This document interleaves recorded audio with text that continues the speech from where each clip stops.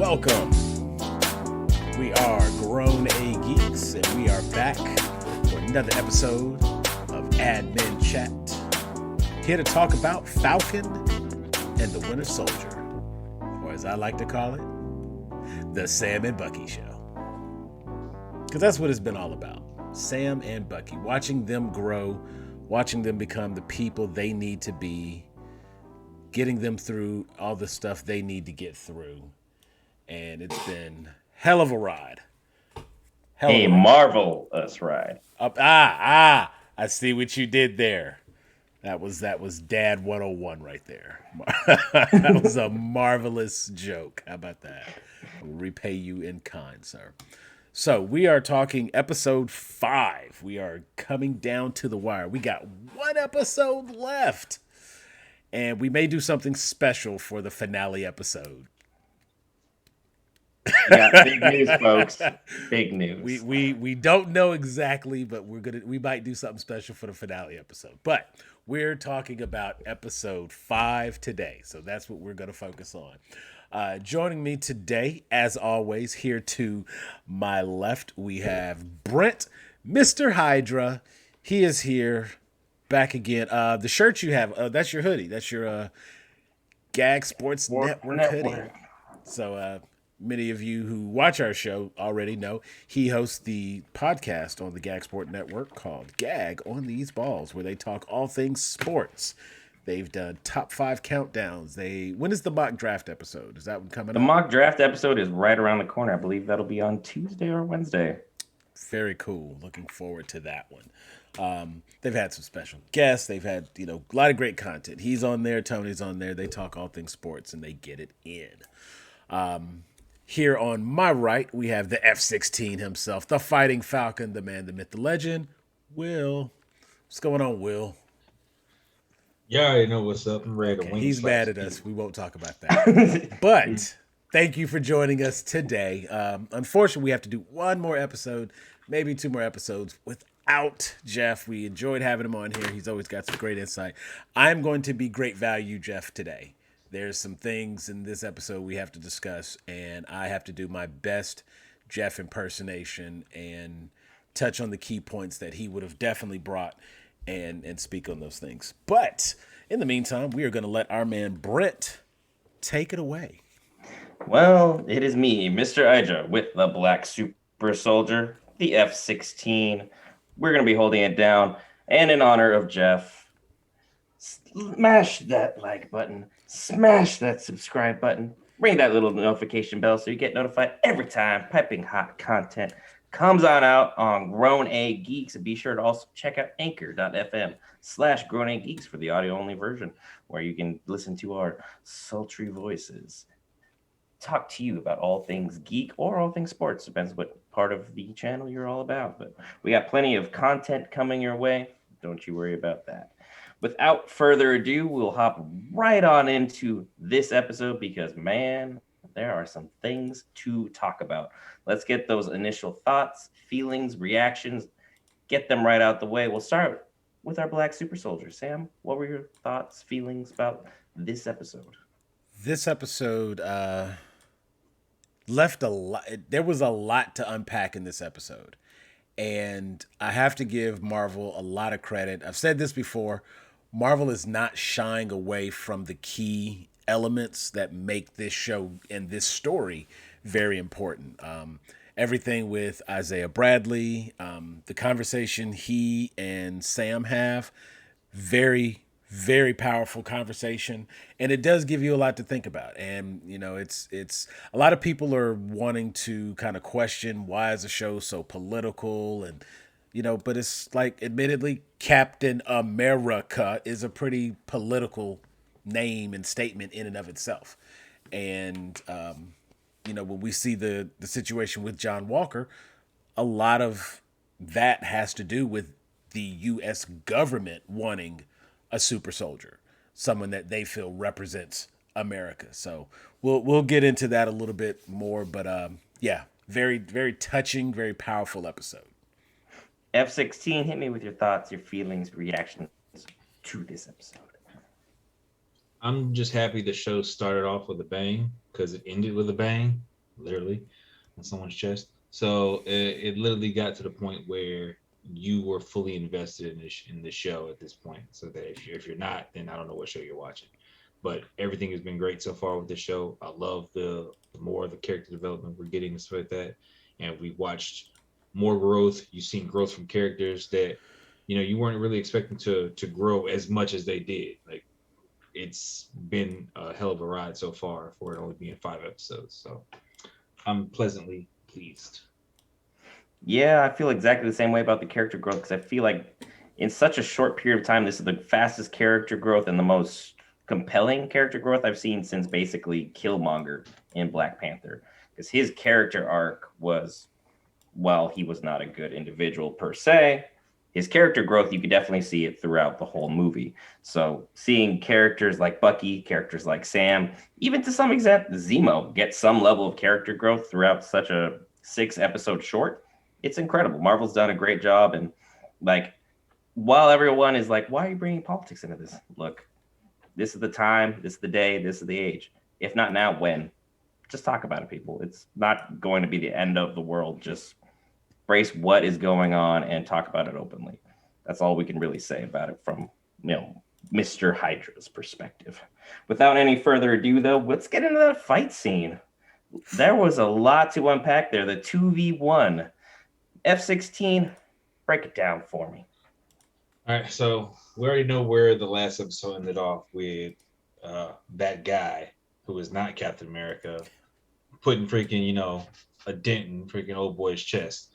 All right, so we see him come back, and now he's trying to piece it all together and stuff like that. And you can see he's broken. He's already broken. We've already saw that before and stuff like that. But now, not only is he broken and stuff like that, like he's like really fractured and stuff. He's he's more buying his own bullshit and stuff like that, trying to process stuff. Thinks everybody's trying to get over on him. People don't understand what's going on and stuff like that. Like, this really, put freaking, this is the freaking the nail that really drove the coffin shut for him. Like, he's gone. He's not coming back from this point. I think with the entire fight scene, so like that was a great way to showcase everyone's abilities, so that. And I think it spoke more to what's going to happen later on in the show, so that you see Bucky was having, his fight. He was going back and forth, kind of going tit for tat, but Walker was still coming out on top. Falcon couldn't hang as well, so that without using his gear and abilities, of course, because he's not a super soldier. But the two of them together, so with their handicaps, so that managed to work as a team, like I said was going to happen. I said it's going to be something reminiscent of Cap and Bucky and stuff like that. They were able to put something together as a team and stuff like that to shut him down. And the brutality they shut him down with was amazing. Straight snapped that freaking arm, which is reminiscent of the comics, where at some point freaking U.S. agent lost like his whole left side due to some shit. So I could see this kind of going further and stuff like that. But hey, Falcon was in there wing slapping people and getting shit done, and it kind of ties into that next point and stuff like that with him kind of moving on with his gear and so that figuring out what's going to work best from this point on. So it was a good fight. It was solid. You want to add on to that, Sam? Yeah, a couple of little points there. Working to get the shield away from him. We did see the little head tilt thing that Walker seems to do. And we first see him kind of running away, and he's trying to collect his thoughts and whatnot. And as soon as they walk in, he took his 2 minutes to process, cry, get it out, get it over with, and stood up and was ready to get right back out there. And that is like some real damaging mental state to be able to do that, for everybody that was attempting to defend, oh, well, they killed Lamar and Lamar was his best friend. And, it's like there's the point where he is still technically the soldier, and watching him like have that grief, process it, and push on because the mission is more important. That was kind of difficult to watch. And Sam came in ready to assist with that trauma. Like, hey, something big just happened to you. We need to, let's talk about this thing. And, Walker ain't about talking. Like, he don't want to have that talk. Bucky was about that business, though. He was like, you guys don't want to do this. Yeah, we do. Like, he's like, I've been waiting since I've been the car waiting ride. to put hands on you, bruh. And now I have a reason. Yes, this is exactly what we want. And that's what the fans wanted. And that's what I wanted. And I would have liked to have seen them get the Shield a little bit earlier so that we really could have had that 2-on-1 moment with the Shield. But, it wasn't 2 super soldiers going against a civilian. It was now 1.5 going against a super soldier. So I did like that they showed, upon taking the serum, it wasn't like they just came in and jumped him. Like, he was actually holding it down, holding his own. And I think that was kind of, important to show that the only thing, in a weird way, it kind of shows that the only thing he was really lacking before was the super soldier serum. Because like when he jumped off that helicopter onto the truck and he was throwing the shield around, my man was kind of holding it down then.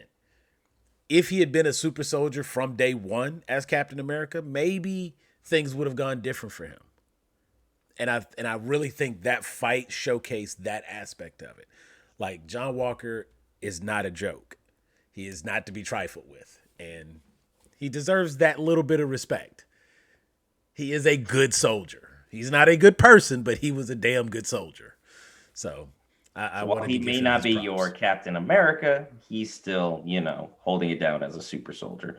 Which, I mean, it's kind of weird that now at episode 5, we're finally giving him that respect. Like, yeah, if he had that serum from day one, things could be a little bit different because he would still have a Battlestar to kind of be that moral compass for him. But at the same time, he made his decisions. Like, he made his bed. He got to lie in it. Like, if you're going to try and defend him, like, look, at a certain point, you're responsible for your actions. This man is way past that line. You just got to be like, look, he's lost. He's believing his own hype. He's gone. There's nothing more that we can do to bring him back to the whole moral side. Because, I mean, Sam's guidance counseling, they're doing some serious OT work. Like, my man is putting in hours upon hours hanging out with one PTSD guy to another PTSD guy. He's just grief counseling all over everywhere. Bucky's therapist ain't shit compared to Sam. That was right. The line to tell you. Like, not at all. She get paid too much money to do the job that she do and not get no results. Where Sam out here doing this shit for free and making shit happen. 5 episodes got it done. I mean, that's all we're talking about here is results. And truthfully, they only had one conversation. The one time they actually talk about it, it makes a difference. I feel like the battle stories help Sam's points, but I absolutely agree with both of you on that one. Without further ado, though, you kind of mentioned a little bit earlier, we had the changing of the guard in a way. We had Torres walk in. Falcon kind of gave him like a half-ass recap of what happened. He was just basically like, it's like, what happened to this? I don't really want to talk about it. Hey, and then just grabs the shield, walks out. Torres like, hey, you want this? Nah, keep it. Will, what does that allude to? Now, what that tells me is about that is there's a good chance that we could have a new Falcon show up. The way Torres has always been interested in, Falcon and his abilities about that, asking questions about his gear, watching him prepare his gear, watching the entire time when everybody's got left. Like, he kept going during the initial chase scene and stuff like that, and he's watching his movements, he's watching everything. So he's got some skill, he's got some idea of how Falcon works and stuff like that. Like, course, I don't expect him to come in and being all polished and stuff like, Sam has been doing this for a while, but this kind of sets up to kind of bring in another character or give our new Captain America, which is on the way, a sidekick of his own to really kind of get stuff done. So it's possible. Yep, that brings us completely moving forward from that scene. We go directly into John Walker getting his life stripped away, public fashion. Nobody's giving him the time of day. That panel is like, look, this is a done deal. I don't care what you say. You could literally bring in anybody through that door right now. Done deal. You're losing your title, you're losing your rank, you're dishonorably discharged. Literally everything you've worked for your whole life. Well, they gave him other than honorable discharge, which is not the same as dishonorable discharge, but he doesn't get the benefit of an honorable discharge. From a military perspective, Will, how would that go? Now, how would you feel being Walker? I think freaking the way everything went down, so about that, he definitely has a lot of trauma with it, so about that. And the fact is, this panel, they don't see that. They just see what they saw happen per the media and stuff like that. But they're not dealing with Walker directly, as in getting him some help or figuring out what's going on. Like, this man is mentally broken, and it's visible. He's slamming the podium, talking about everything. Like, something is wrong with him. But they don't care. Is how we see the government a lot of the time, so that they don't care. They do what they want, and they make sure that they look good. They save themselves from the hassle. So if we can this guy, we can go on about our business and figure out what we need to do for damage control. That he's literally damage control. You're getting rid of him. He's done. He don't get no benefits. He don't get nothing. He gets no care. He's literally a broken fucking mess that we're throwing in the fucking trash, and he ends up getting picked up later on. So at that, with all this stuff being said, with his discharge and stuff like that, the military, again, they could have gone a whole lot worse and stuff like that. Like, I've seen people be late to work, and so literally late to work and get NJP'd and get loss of pay for 3 months, restriction for 3 months, and confinement to barracks for 3 months. Ooh. For being an hour late to work. Now, granted, they've probably been 5-10 minutes late, freaking, over a couple of occasions. But the fact that you go to this extreme where you're fucking with somebody's livelihood and stuff like that because you want to get results or you want to make an example of somebody doesn't necessarily help the person, and it doesn't necessarily set things right. And that's the big problem that I see where we're going forward and stuff like that is they're doing nothing but setting John Walker up. Like, again, he's already freaking, he's already pushed and he's hanging off the edge and stuff right now. They're literally stomping on his fingers at this point, drop him, let him go. So he's falling, and he's about to figure out whatever he can do to save himself. And again, not save himself in the fashion of get better, to save himself in what he believes is right. And we already know his moral compass is fucked up, because I don't think Battlestar was that good of a, person to really help him. I don't think Battlestar really did anything to really guide him in the direction that he needed to go. I think Battlestar's kind of just like, yeah, you my friend, like I'm gonna support you and stuff like that, but a friend's gonna tell you what you need to hear if you're wrong or you're right. I think it was more or less, it was just a matter of maybe kept him from going too far. That's what I'm saying. I think there's a line there with Battlestar and stuff like that. And that's where like I draw a difference with that. If it was me and stuff like that, I'll straight up start like, hey, no, you need to calm the fuck down. Like, you need to stop. This is where Battlestar's like, hey, yo, you need to ease it back. There's a difference of approaches. Yeah. And again, I didn't really agree with his approach, but again, we see how far that got him. So.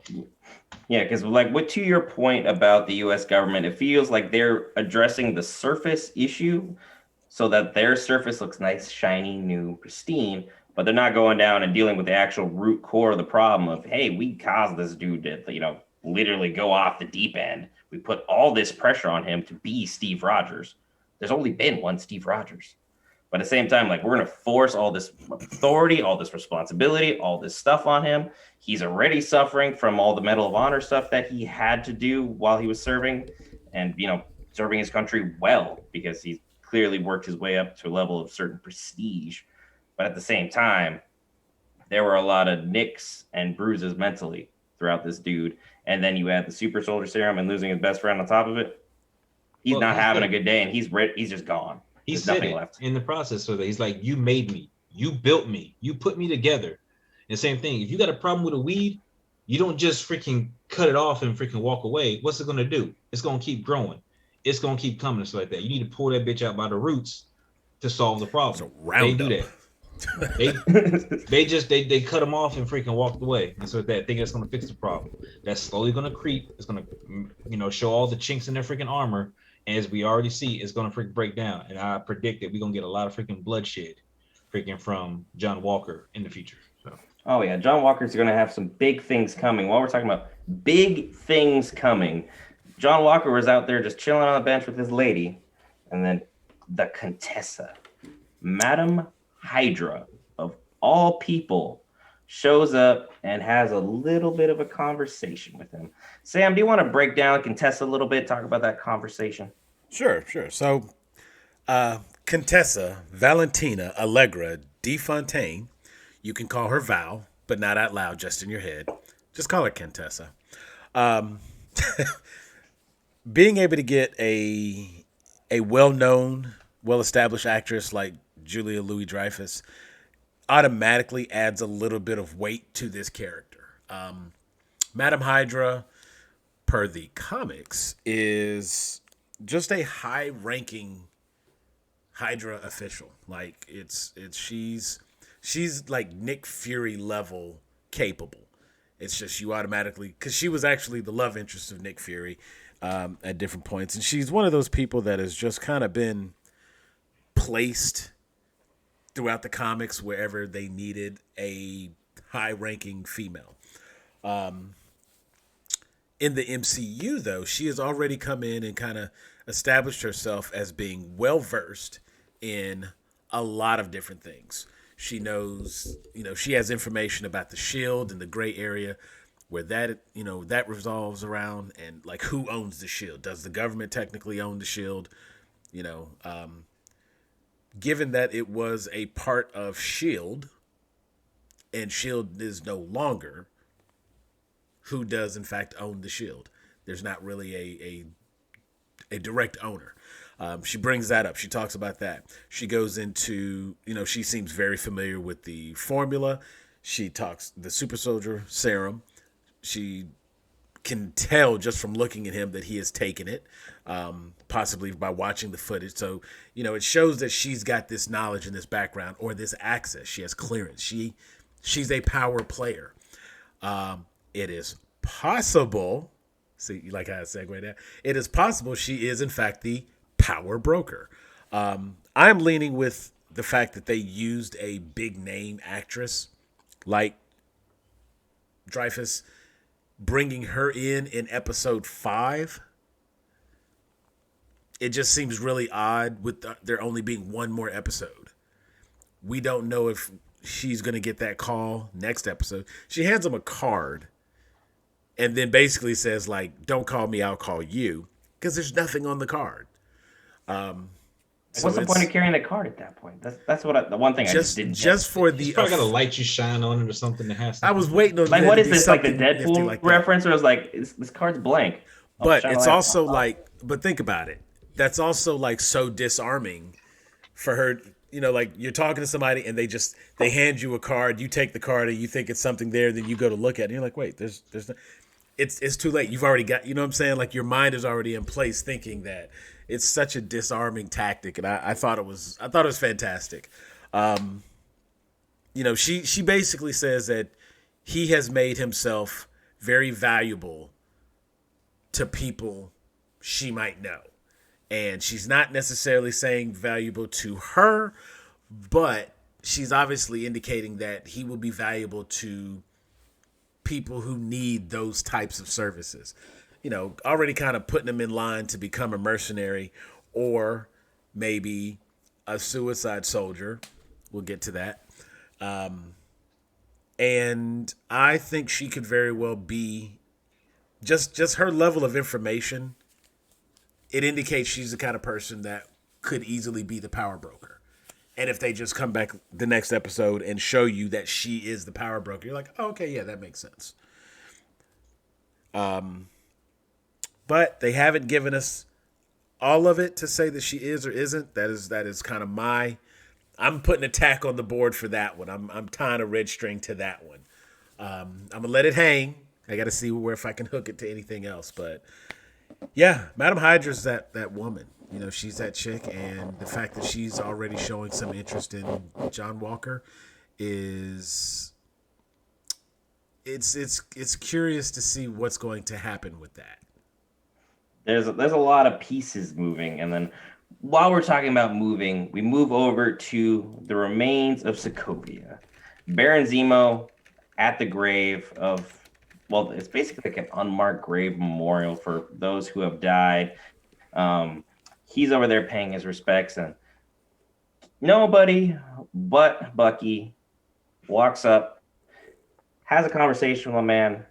Sam, do you want to break it down just a little bit further, some more of the little nitty-bitty details of that? So the Sukhov Memorial, interesting point there. It's in the crater. It's actually at the foot of the crater where they picked up the town, where Ultron actually had the town raised. And it's now like a lake, essentially. And the memorial is there. Bucky shows up. And you can see that Zemo was fully expecting Bucky to be Bucky and to exact his revenge. Like, because you made me do these things, because you use the Winter Soldier activation codes and made me do bad things, you have to die for that. And, he walks up, he draws the gun, and he's got him dead to rights, point blank. And I give a little credit to my man Zemo for, like, going out like a G. He just stood there and was like, do what you got to do. Gave him the full head nod, too. Yeah, it was like, hey, do what you got to do. But Bucky did want to show him that, like, you know what? You don't control me. You don't know me. I'm a better person than that. And, we get to see that he actually is free of his brainwashing. And he did the nice little, like, bullet thing where he showed the bullets dropping in his hand. Cascading down. And, of course, Zemo having to look over at it. It was, it was some nice little callbacks there. But most importantly, the Wakandans are there. The Dora Milaje are there to take Zemo away. And they're going to take him to the Raft, which is the mid-ocean super criminal holding facility. That is currently being monitored and run by Thunderbolt Ross. So Zemo going to the Raft where Thunderbolt Ross is. The guy who made Abomination. That gives us three people right there that could join up for this little suicide group I was talking about. I mean, was it somebody who showed up later in this episode, a certain Frenchman, part of said team at one point in the comics, Patroc? Yeah, Patroc. In fact, the Thunderbolts, as they're called, they have kind of a revolving cast. I mean, basically, think of the Thunderbolts as like the Marvel version of a Suicide Squad. It's all these supervillains who are serving like 2 and 3 life sentences, and basically, it's like, you want some free time, go do this mission. You might die, but hey, you're on a life sentence, so who cares?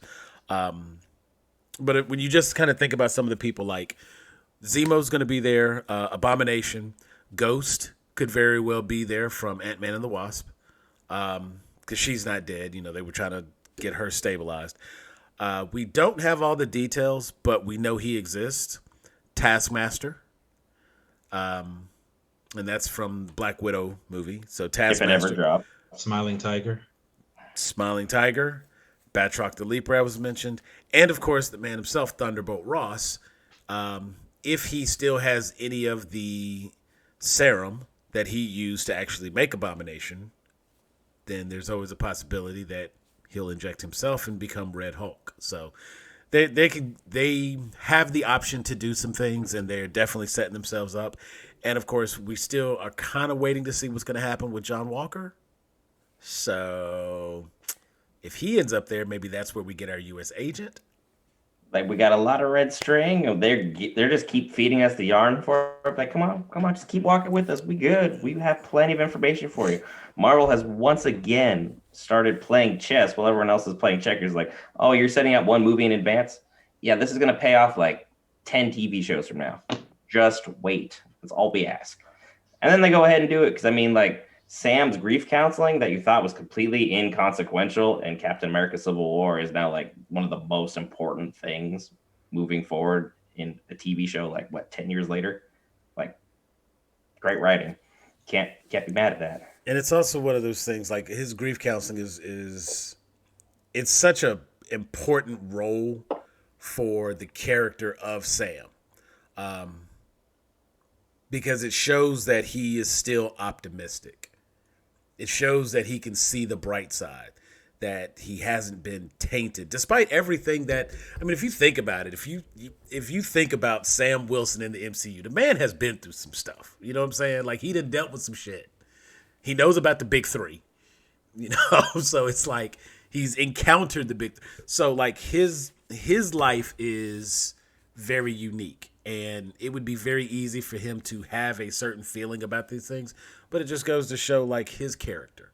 And, you know, we were talking about the character growth earlier, like being able to see that growth from him is very important. But I think one of the key parts to his growth comes from the conversation he has with Isaiah Bradley.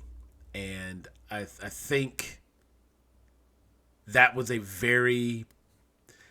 it's almost a pivotal moment for Sam, but it was a very like on the nose and to the point kind of conversation. I'll be happy to get into that part now if that's all right. You are more than welcome to, because all I'm going to say, and then I'm just going to kick back for a little bit. This was just an homage to Red, White, and the Black comic book series about Isaiah Bradley. They basically just told that whole story throughout this. But without further ado, have it do it. The name of that comic, first off, is called Truth, and that was the name of this episode. So it was a direct connection for that. And just a very... I'm not going to go line for line what Isaiah Bradley said. If you've watched that episode, you caught the power in that. And it does reference things that are true to life. The Red Tails, the 322 Tuskegee Airmen, and a lot of the experimentation that took place. And, you know, it is, there's a lot of stuff that's in Marvel Comics that is being brought to this show, being brought to the MCU. And while everyone is aware, and, you know, a lot of people may know that, yes, Falcon was Captain America at one point in the comics.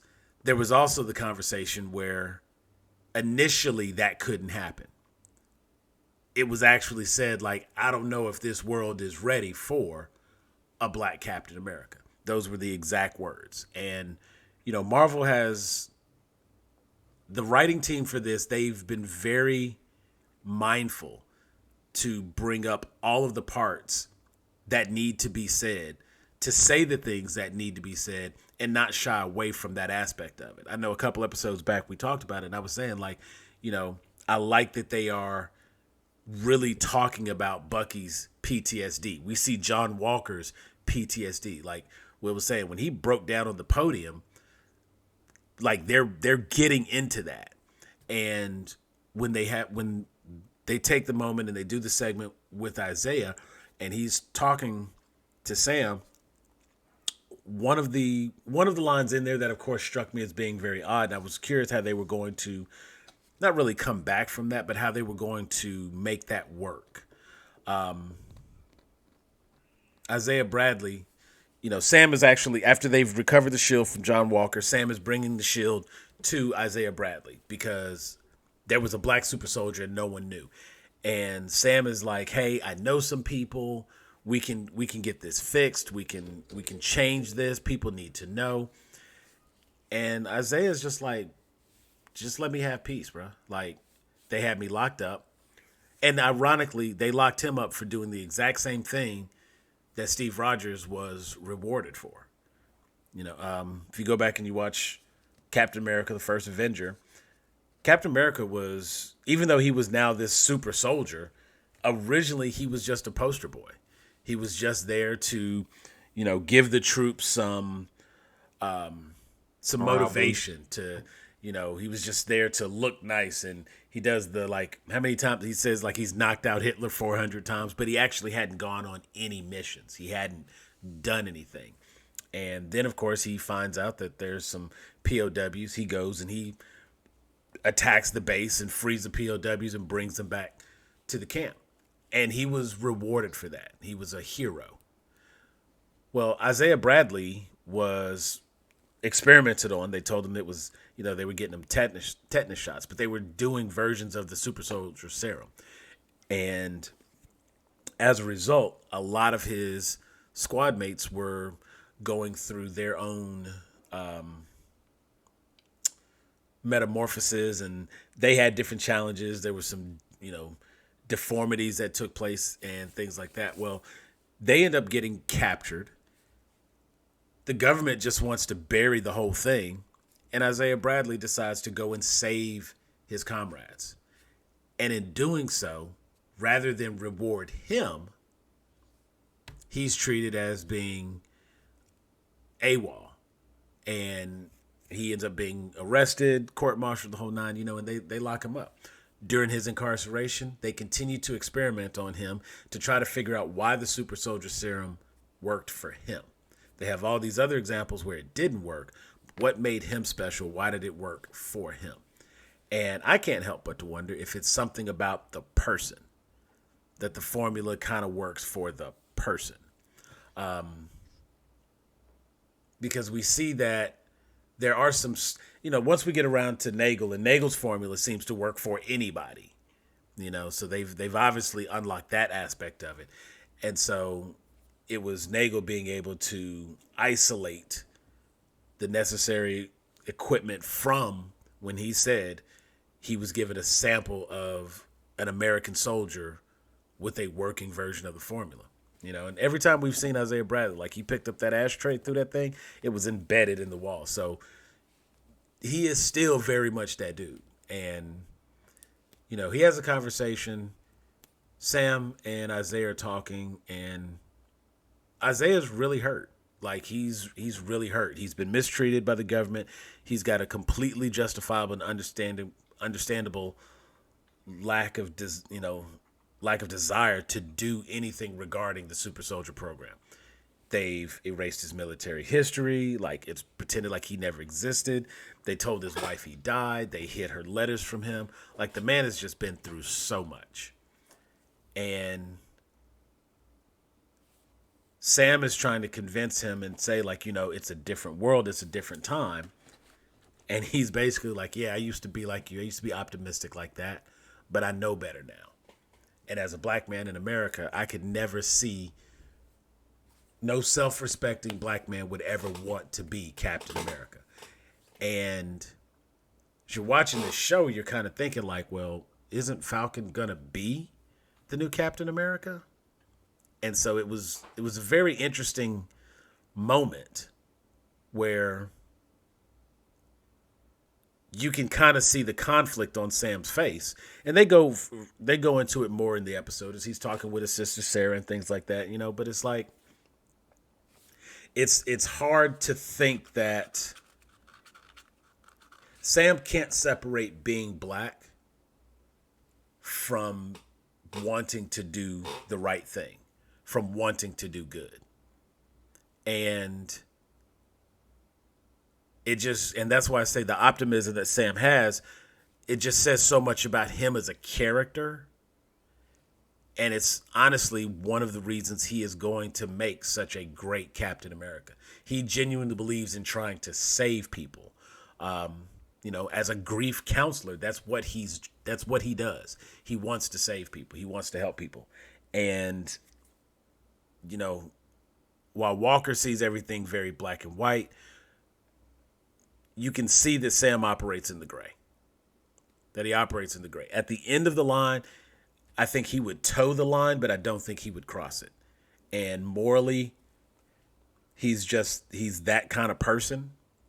And despite the conversation with Isaiah, I'm curious to see how he will make that justification for himself.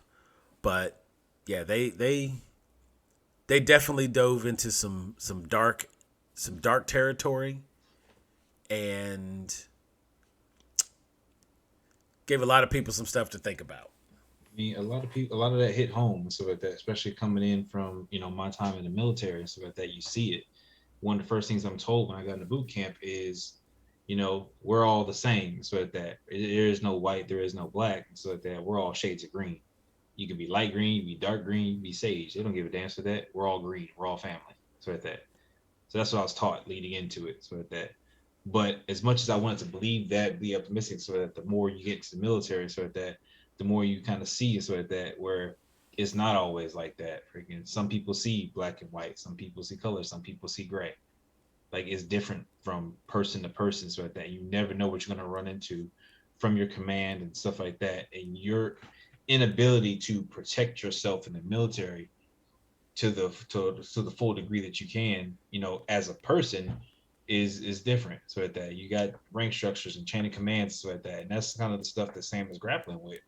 So that he's used to, a structure, and so that he's used to abiding by the structure. So that, and this is where he really has to understand, with him being the contractor that he is and stuff now, so that there is a disconnect in the system, and with him being Sam Wilson and stuff like that, and still wanting to help people again, the same way that Cap was. Cap wasn't worried about black and white and stuff like that.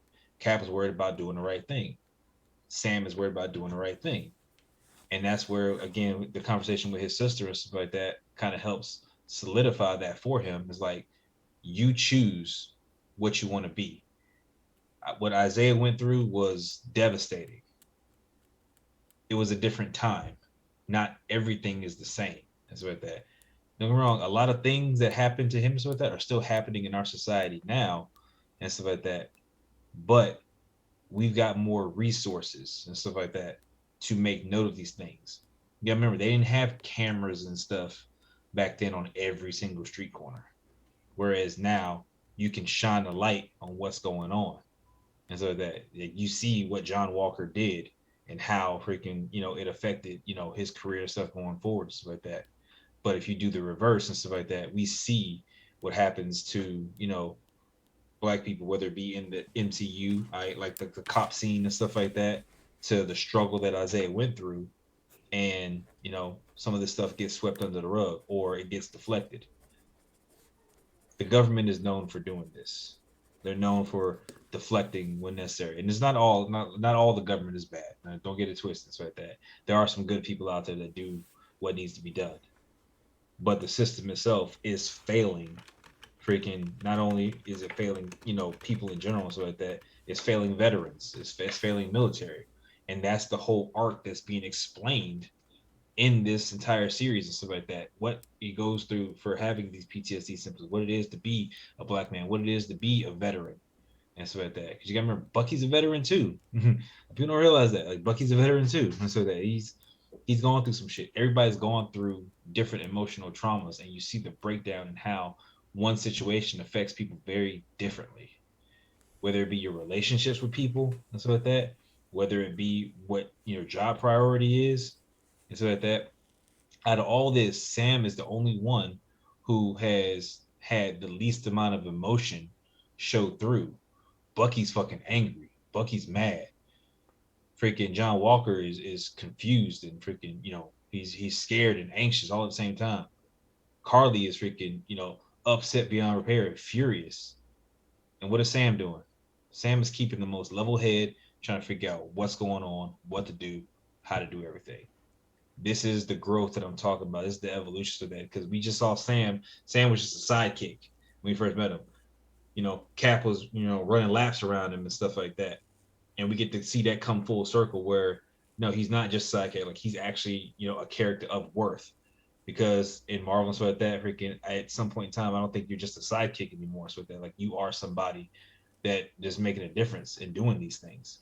And it speaks volumes for what Sam is doing, and that's when we get into the montage of Sam and his, you know, transformation His and stuff like that. training. Yeah, and freaking, you know, and that transformation takes part, you know, at a very pivotal point, and I think it's a conversation like that he had to have with his sister, and then we'll get into the conversation that he had with Bucky and stuff like that. And those are the things that really showed me that we're ready for this to happen. We're ready for this to transition, and freaking, you know, it needs to go forward from here.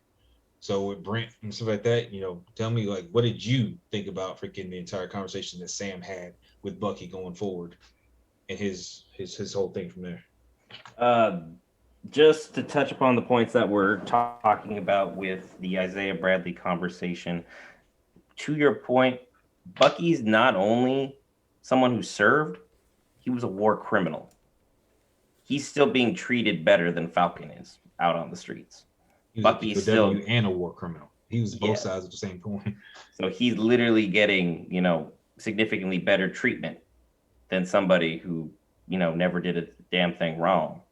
And then on top of that, the conversation with Contessa and John Walker was really telling. She's like, yeah, if you weren't caught on camera, they'd probably be praising you and showering you with medals right now. But because you got caught, they have to slap you on the wrist so they look good. Mm-hmm. It's one of the double standards of society of like, if you get away with it, good for you. If you don't, we're going to have to punish you. And it's just one of those weird fine lines that for some reason just continually is being crossed in society. But to your question with the conversation about, you said the conversation between Bucky and Falcon, someone want to talk about? It was amazing to see Bucky actually show he was human. Because for the longest time, he's just been point, shoot, punch, stab, flip knives, go follow Cap wherever he's going. That's all he did. There was no character development. It's just run, jump, stab, punch, run, jump, stab, punch, maybe sleep a little bit, repeat. Like literally that was all he was needed for. Is like when you needed a badass, you knew where to go. But if you needed like, hey dude, I'm gonna go have a beer and like we're gonna go kick back, we're gonna relax and chill out, he's not the first dude that gets the call. Because dude's got issues. He had a lot of things going on. So for someone like Falcon, for someone like Sam to actually finally be able to get Bucky to sleep comfortably in someone else's home without any nightmares, and for him to literally, he's almost crying while he's talking about Steve's notebook. Like, yep, this is all I have left. This is the only thing that means anything to me. It's like I'm just trying to do right by Steve, and then no, you're not. You're just trying to live vicariously through this book. Are you trying to live for you, or are you trying to live for him? Like Sam just flat out like, here's some tough love, dude, but this is what you need. Yeah. It's like your therapist was giving you all the little bushy gushy, if you do this task, you'll be a better person tomorrow type Therapist thing. wasn't shit. I say it again. And then Falcon comes in like, look, dude, you are a good person, but you need to do it for the right reasons. It's like you need to be able to face your harsh realities, and you need to be able to process it and move forward. And to see Bucky actually be able to like open up, be a cool regular dude, despite, you know, almost hitting on Sam's sister, you know, he was Almost. okay. I'm saying almost because it's a gray area. I'm pretty sure she shot her shot first. I'm just saying, but shots were there. But at the same time, seeing Bucky be a regular human being, express emotions that he's been probably bearing for like the last 80 years. Like there's a whole huge period of his life. He has no idea what he did other than kill people. Like you're going to come out a little fucked up. So yeah, it's tough, but it was great to see that Marvel actually took time to use their characters and show their strengths. Like, even though this is supposed to be like their weakness, their flaw, their this, that, and the other, to show that, hey, their characters can grow, and even in a short series like that, move forward, it's nice. It's definitely a good touch. What do you think about it, Sam? Yeah, every time Sam talks to someone, you know, it is so funny that the actor Anthony Mackie, you know, it's like I started off I remember one of the first things I've seen him in was in 8 Mile, and he was Papa Doc, and I didn't like him then, and now here he is. He's an Avenger, and you know what I'm saying? And it's like he's just a good actor, and it was easy to kind of like, I've seen him in some other stuff. He did a season of Black Mirror, and I did not feel that I was watching the Falcon do this science fiction show. He did a movie, I think the other day, it was called Point Blank. He's with Frank Grillo, and he's actually a nurse in that one, and has to keep Frank alive while they try to get somebody back. It was pretty good. It had Tiana Paris too, so it was like, oh, okay, I'll check this out. It was pretty good. Yeah, you just like this Sam Wilson guy. You know what I'm saying? Like, he's just such a likable person. And it's interesting to see that he does genuinely want to do good, and he genuinely wants to help people. And I think if he had had the opportunity to continue talking to Carly, he probably could have talked down the Flag Smashers, and maybe Battlestar would still be here. And there's a whole lot of what could have beens, but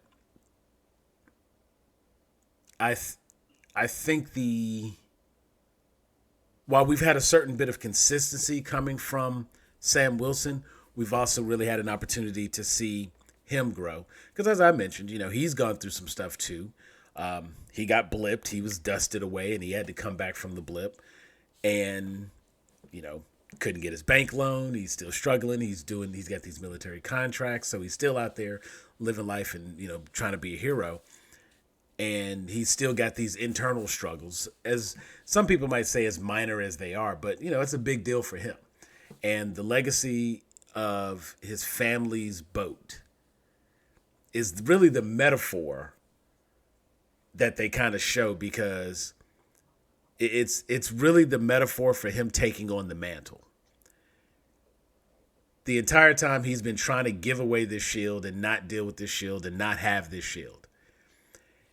And his sister's been trying to give away this boat, not have this boat, not deal with this boat. So they work to get this boat ready to get rid of it, only for her to say, we can't get rid of this boat. This is who we are. This is our legacy.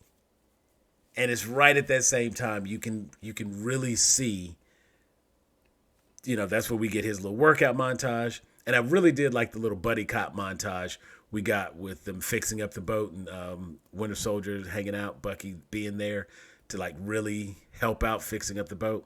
I don't always think about it. I'm right-handed. Right. I was about to say, that was such a great line where it's like, he's like, why didn't you use the metal one? And then later on, Sam's trying to like pick up something. He just walks over, just rips it up, So it's just like, it's such a good little scene, a nice little montage.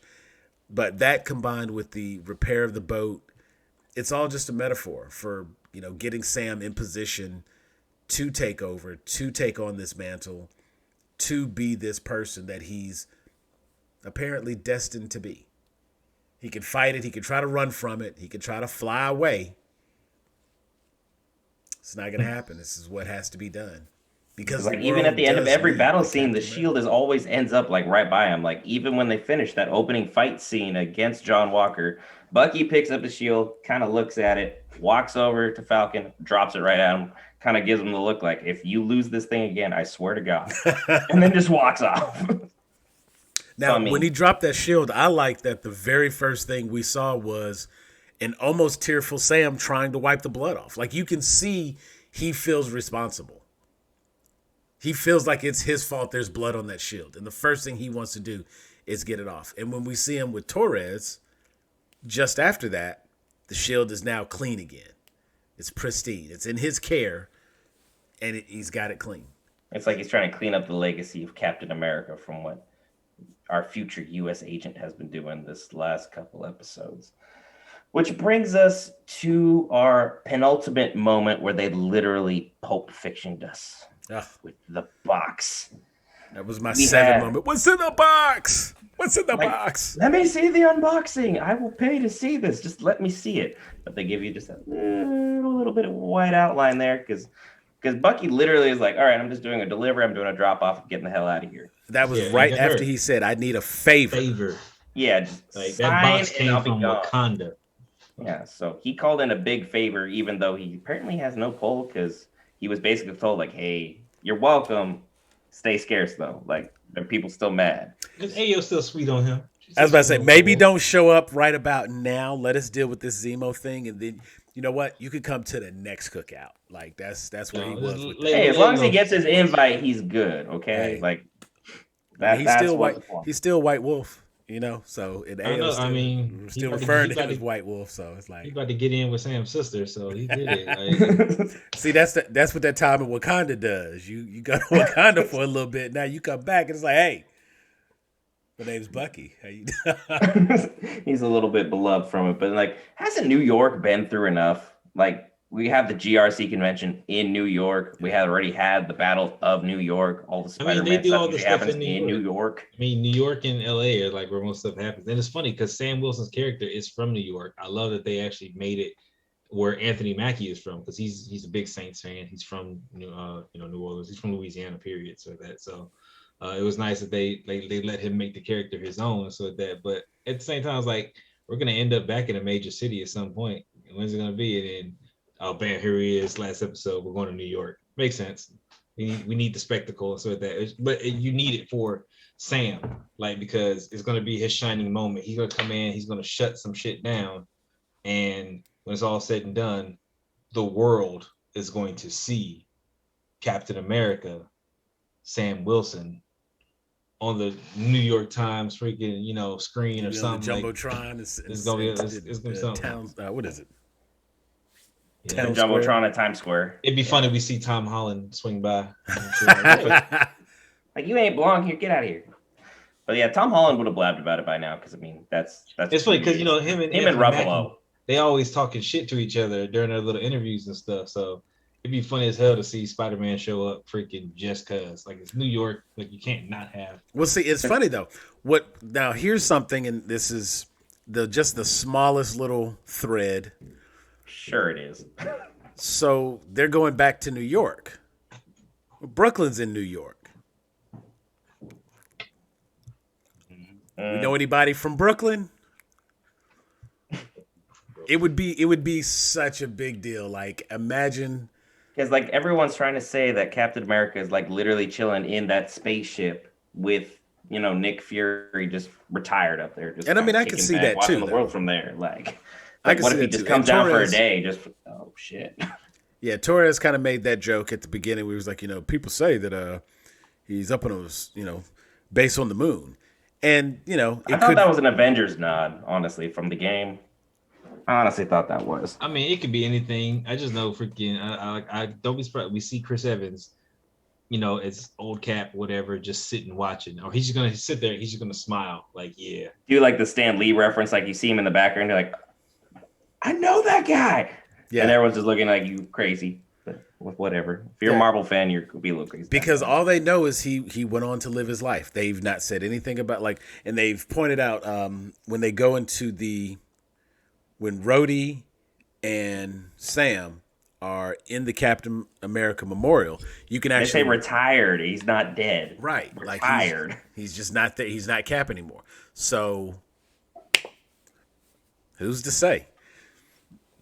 He's got a lot of red string, a lot of stuff moving forward. Basically, we end the episode with the GRC doing their whole spiel of, we're just going to rush this forward. We don't want to deal with this. We're just going to move all these people like in mass by force. Everything fades to black, like Undertaker just showed up, and then the Flag Smasher symbol pops up. Everybody's been activated.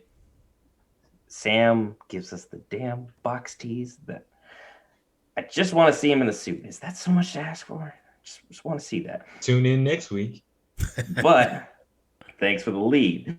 But with that in mind, I need some predictions for next week. F16, you're going to start. I need it small. That way you can leave some for the rest of us. I can't do the predictions. Hit me with your top. Because we gotta talk about something that a lot of people missed in the credits. There was actually a post-credit scene. and so that a lot of people missed. They weren't paying attention. And I look at this post-credit scene as I look at it as a little bit of a nod to Iron Man in a degree and stuff like that, because you hear the clanging and stuff like that. But basically, Iron Man created, his suit. You see him hammering away and stuff like that, and it's like, yes, this is it. It's the start of something great and stuff like that for him, the MCU and stuff like that. But now I think we're getting into more of a villain focus here, and we get the creation of something, something bad, something it's not gonna be pretty. We already see he's broken and stuff like that. So it's kind of like we're going two different directions here and stuff like that. So he's self-made at this point and stuff like that. Nobody gave him the serum. He took the serum.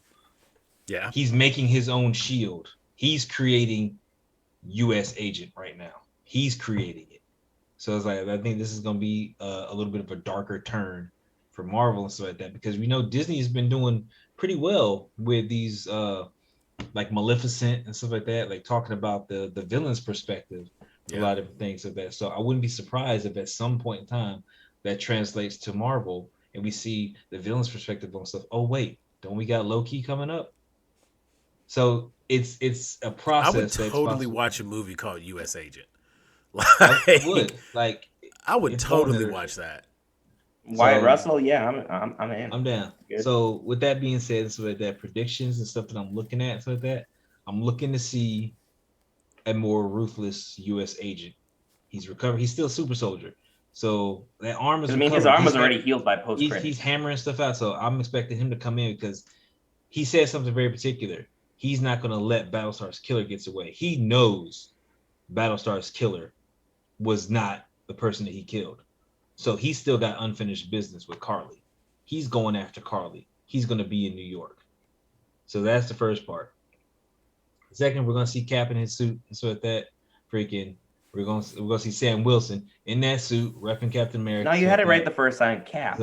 So we're going to see him in that suit. And so at that, and he's going to be doing his thing. It's a good chance Torres can show up as Falcon. And I'm expecting possible. We already talked about Steve Rogers, but I'm expecting a possible surprise character. Like, I'm not really expecting it, but we saw War Machine. So, hey, who knows? There could be some backup because there's people coming. You see how many people got up in the park ready to go? When you like, there may need to be some backups like that. So, hey. And all he talks about is he knows people. Yeah.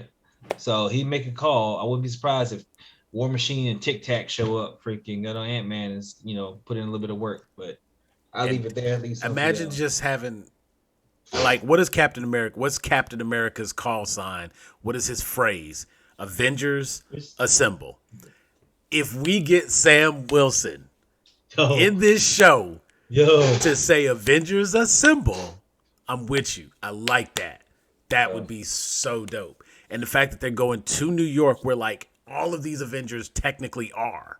You know what I'm saying? Like, because that's where the Avengers Tower was and stuff like that. I mean, of course, Stark is... Now, the last time we saw Avengers Tower, it was being, like, rebranded, and that was in Spider-Man Far From Home. Like, it had just been purchased and stuff like that. Maybe it's going to be the Baxter Building now. I don't know. Little early prediction, but that's from something way off. But... a lot of these heroes are familiar with New York and they have this base in New York. And if you just look through most Marvel comics, like everybody lives in New York. You know what I'm saying? You got Hell's Kitchen, which the Defenders got all the Defenders. Like, isn't Luke Cage like running around somewhere? Yeah, you know what I'm saying? You got Luke Cage running around. You got Spider-Man running around. Westchester, that's where the X-Men were. You know what I'm saying? So it's like it's a lot happening in New York. So yeah, it makes perfect sense for them to go to New York. And like I said, the very first thing that came to mind about it being in New York is we're getting down to the last episode. And it's kind of one of those things where they talk about, like, there's a big cameo. There are big cameos and then there are big cameos. And Dreyfus was a big cameo. That's a big cameo. Yeah. But, like, then again, if you watch Mandalorian, Mark Hamill was like the absolute hammer of big reveals. You see what I'm saying? So it's like I don't know that level of cameo is the same, and as such, I'm I'm hopeful. I can't even say that I'm putting a red string on it. There's nothing to support it to back it up, and outside of like those crazy Looper videos or what is it? We got this covered. What is it? Chris Evans would only return to the MCU under one condition type articles. You know what I'm saying? There's nothing there to support it outside of you just look at the writing on the wall. They'll be in New York. Brooklyn's in New York. Cap's about to take over. Getting that endorsement, getting that nod, getting that, like yes. You get respect from the. He could say, OG "I knew it." That would be awesome. Let him say that. Brent, what you want to see next episode? What you got? While we're on the topic of like basically Marvel progressing forward, Black Captain America War Machine. I already love that. Look, I already dropped his name a little bit earlier. Like if we could get like a Luke Cage cameo, like I don't need a big one. I just need a little bit. I liked what that series had. I liked what the actor had. Marvel was saying like a couple months back, like, hey, we're trying to get all this back so we can start moving some stuff forward. Like, look, if you want to fully endorse and be like, hey, we're fully progressing past this, going in the correct direction, I feel like Luke Cage would be a great way to go. New York. Each building breaks off, falls, and stuff like that. You just see him go, "Sweet Christmas." There you go. Like, that's all I need. But at the same time, like, honestly, moving forward, I want to see Batroc the Leaper get taken to the raft at the conclusion of this episode. And I want to see some Thunderbolt reference, just something. It's like, I am always a diehard person I'm a fan of the villains. Like, if you don't have a believable villain, why do I care about you? I need a convincing villain. And if you can give me a convincing villain movie storyline, say less. I'm in. I want to see where this goes. That's why I was so bummed that Suicide Squad was what it was. But like, if Marvel could get a Suicide Squad-ish movie or TV series or something, correct? All for it. Absolutely for it. And I would love to red string that up once we finish this next week's episode, because I know our resident red stringer, the man, the myth, the Marvel, has got some things brewing. It's coming. So I want to get a quick take to that. What y'all think the episode length is going to be? What's this final episode? Hour 15 minimum. 15 minimum. Because that was like an hour, and I didn't even notice it was an hour. Yeah. I mean, honestly, if they could run an hour 15, I'd be good with. If they want to give me 2 hours, I'm straight with that. Just don't Snyder cut it for me. Just like maybe 4 hours is a bit much. But I mean, I'll be watching it at home, so I can pause it and come back. Honestly, no, I do think that it's got to be at least an hour, just because there's still a lot of story to unpack. And if they continue in the fashion they've been doing, where they kind of open with the action, we're gonna see Sam fly right in right at the beginning. And given that at the end of the episode we saw Bucky kind of walking off, we don't really know where he's headed. Sam is in Louisiana. He's got to get from Louisiana to New York. Carly's already there. Whatever she's planning is about to go down in New York. And so I think that we will see that whatever she's got planning, that's going to happen. I don't think he's going to be there to stop that, to prevent that from happening. Like, that's going to happen. And I think we will see the aftermath of that is where Sam shows up. Because I think he's kind of putting it together. Because he's on the phone, with Torres. He's watching the news and whatnot. He's got it figured out. And then, of course, that's when he goes over to open up the case. So if he's got a little bit of time, maybe he can, make part of the trip. I don't know what that flight is. And I don't know if he can fly faster. We're going to see what that suit can do. Right. Because it is Wakandan. Got to have wings. That is Wakandan tech. So they might have some. Like Bucky might just make a phone call, be like, look, I got some miles. Like, let's go. I mean, they were making good time in Black Panther, so I'm just saying it's possible. Very much so.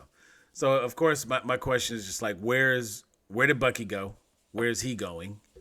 And how are we going to get Bucky to New York? Wakandans, come on. We got it. Anytime something unexplainable happens in Marvel, I feel like you can just say Wakandans or magic, and you're going to be right a majority of the time. Now, Sam's heading to New York. I think Bucky's going to talk to Sharon. That would be interesting. Okay, have him head towards Madripoor. But before we lose control of this show, I'm going to give you Grown Geeks one more thing. Smash that like button. Smash that subscribe button. Ring that notification bell for every time we drop piping hot brand new content every week for y'all, whether it's Gag on These Balls, whether it's Top Fives, which has a great new episode ready and to just go right on up there, whether it's, your Marvel take or Invincible take, anime, whatever the case may be, we have you covered. Be sure to stay with us for that. Get that notification bell so you can see when everything pops up. Audio only version, anchor.fm/grown-geeks. Any final thoughts, gentlemen, or are we ready to wrap this nice little episode right on up? I'm just looking forward to the next episode. Season finale. I can't wait. Bring it on. Thank you, Grown Geeks. That is all for tonight. Peace.